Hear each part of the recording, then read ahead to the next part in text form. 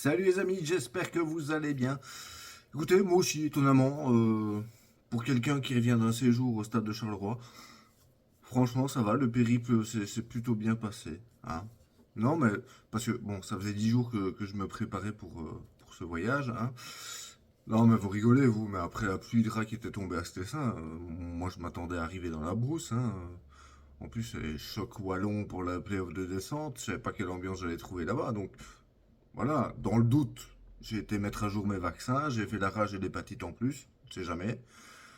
Hein, j'ai prévu une ration de survie, un sac de couchage que j'avais accroché à ma béquille au cas où. Hein, il paraît qu'il y a des voitures qui disparaissent aussi par là-bas, donc je ne savais pas, moi. Hein. Mais voilà, quel ne fut pas mon étonnement en voyant ces gens habillés presque normalement, qui parlaient français. Alors oui, avec un accent bizarre, mais ils parlaient français quand même. Sur la route, il y avait des voitures entières, hein, il manquait pas de pièces. Non, c'est normal. Des bâtiments, a priori, en briques, sans vitres cassées. Et cerise sur le gâteau, il y avait même une barouette à frites, comme on dit. Hein. Donc, ils ont même l'électricité, quoi. Franchement, j'étais étonné. Je... Où étaient passés ces fameux indigènes, à l'image préhistorique qu'on avait vu dans les travaux de Sclessin quelques mois plus tôt? Je sais pas, je ne les ai pas vus. Mais donc voilà, une fois le choc passé, hein, le choc des cultures, place au match. Alors je ne m'attendais pas à City Real, c'est sûr, heureusement d'ailleurs, parce que mon Dieu, c'était pauvre, c'était pauvre. J'ai connu des matchs de première provinciale où le niveau technique et d'audace était plus élevé que ça. C'est vous dire. Mais voilà, ça a suffi aux zèbres pour prendre une très très grosse option pour le maintien en D1, hein, malgré le faible niveau de cet effectif, quoi, on va dire. Et en parlant de faible niveau, bah, comment ne pas parler de ce qui se passe à Saint-Guidon, hein. C'est tellement tout ou rien avec eux.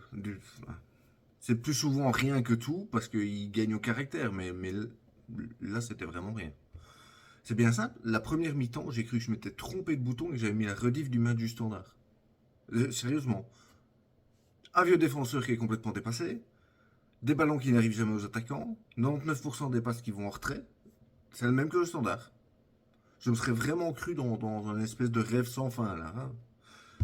Et alors, ben voilà, malgré Dreyer qui provoque la chatte à Rimmer, hein, appelée auparavant la chatte à Dédé, ça n'a rien changé. Genk était bien trop fort pour cet Anderlecht là. Rien à faire. Et on peut pas dire que, de toute façon, à Bruxelles, l'humeur soit plus belle du côté des bobos véganistes, hein, loin de là.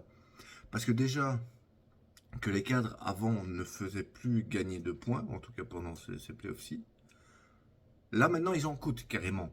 Hein, bah, il suffit de regarder le but que Maurice encaisse, qui dégage sur l'attaquant, ça rentre, mais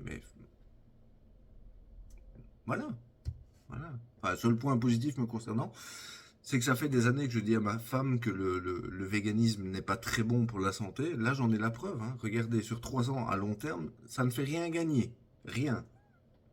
Et ça fait clairement vieillir plus vite. Hein. Regardez Blessing, il a pris 10 ans en 5 semaines. Moi, je dis vivement le barbecue. Et sinon, direction la France, on en a un peu parlé vendredi soir dans la buvette. Alors oui, si vous ne savez pas encore, la buvette, c'est ma nouvelle émission Débat Foot qui se passe tous les vendredis soirs sur ma chaîne Twitch où on débat avec vous sur le foot belge et international.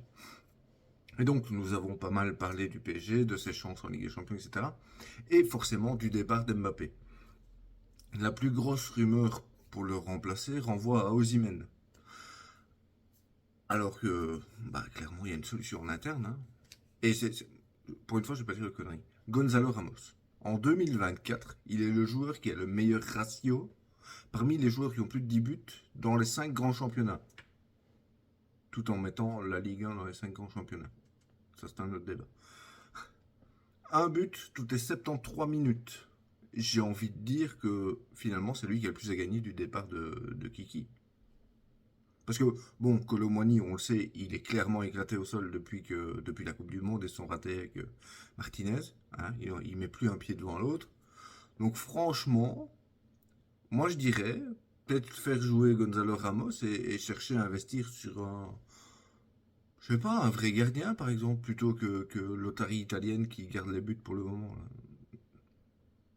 C'est une idée, hein.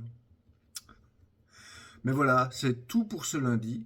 Dans les jours qui suivent, je vous posterai une nouvelle interview. Je sais qu'il y en a certains qui l'attendent pas mal, donc elle arrive là les prochains jours. Donc n'oubliez pas de vous abonner, d'activer la cloche, comme ça, dès qu'elle est là, vous l'aurez. Et puis ben notez bien, du coup, ce nouveau rendez-vous tous les vendredis vers 20h30, parfois 31, parfois 32, sur ma chaîne Twitch, qui est, le lien est en description. Et là aussi, vous pouvez vous abonner, comme ça, vous ne manquez pas les notifications quand je suis en live, etc. Allez, bonne semaine les amis, ciao.